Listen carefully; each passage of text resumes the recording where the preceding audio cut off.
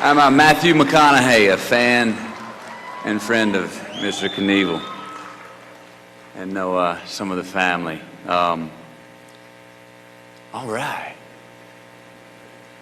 A celebration of a life. You know, you can feel it. I felt it when I got here, and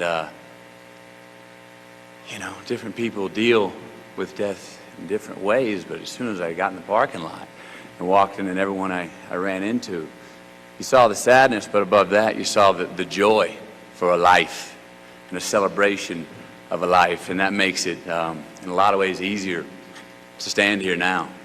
A motto of mine, a compass of mine,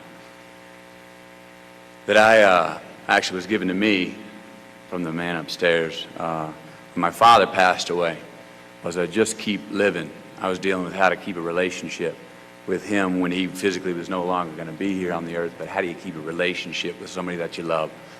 And just keep living. So that's what it is for my father, and that's one that certainly applies here, and it seems obvious around the room and with everything that everyone's had to say, that there's a man there, but a spirit that's also always going to be right here that will just keep living. So we're here today and we celebrate a man who did live. He lived well, he lived hard, he lived strong, he lived full throttle. We're celebrating an American hero who talked the talk, he walked the walk, he rode the bike, and he made it fly.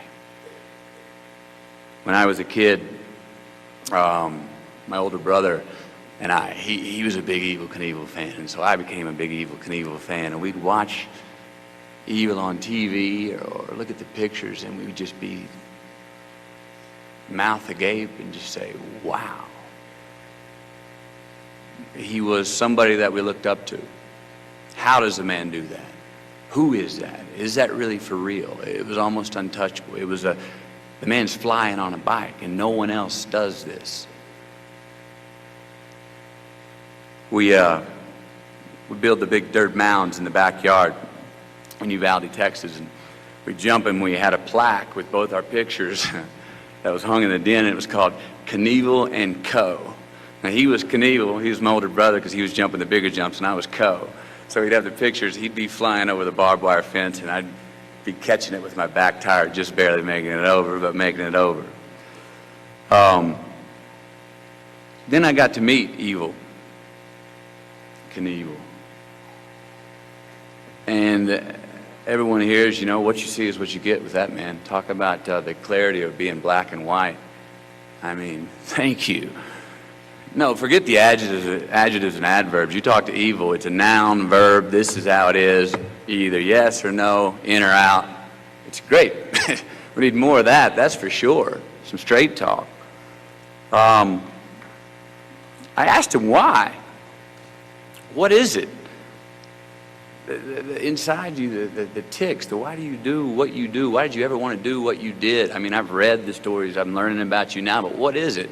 And the thing that I remember the most, it stuck with me, is that he said, he goes, Matthew, I've got to find a way to, every day, to sweat in my boots.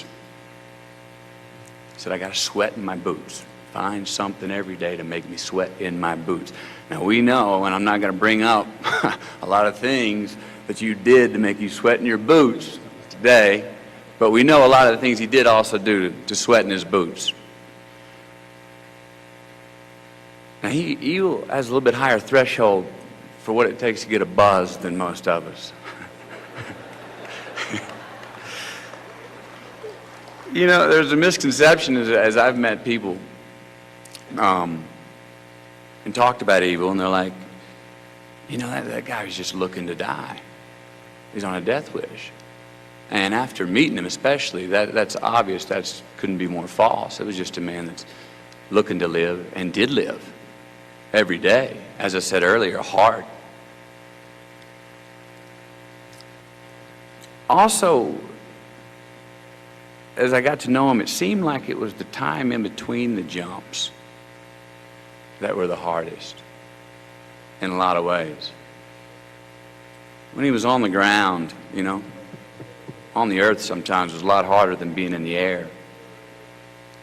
But when he saddled up, put his hands on the handlebars, revved the RPMs and took off, hit the ramp, and took flight, all of a sudden there was a grace, and he was flying. The landings, as you said earlier, could be tough sometimes. Coming back down was a living hell sometimes. But here was a man who was sacrificing his body for a spiritual high that he had to be turned on inside. What he had to do to sweat in his boots. Now, the last 6 months from now, we've spoken a few times, and everyone who's preceded me has brought this up. There was a change in tone and subject matter in the conversations that we had. Relationship with God, Jesus Christ as a Savior, came up quite a few times with that same black and white clarity that he'd tell you anything, or that he'd tell the English it was a good thing that we did save their ass. And he said, you know, he goes, I'm not looking forward to moving on, but I do feel like I'm ready when it is time. He believed he'd be in God's hands and definitely be in God's heaven. Now today, yeah, there's some sadness, and we mourn the man that people miss and a lot of people love dearly. But we are really here to celebrate his final jump, where he's forever saddled, hands on the bars, revving the RPMs, flying at the ramp, in that spot, in flight. He's forever in flight now, and you know what? He doesn't have to come back down. He doesn't have to land. Doesn't have to.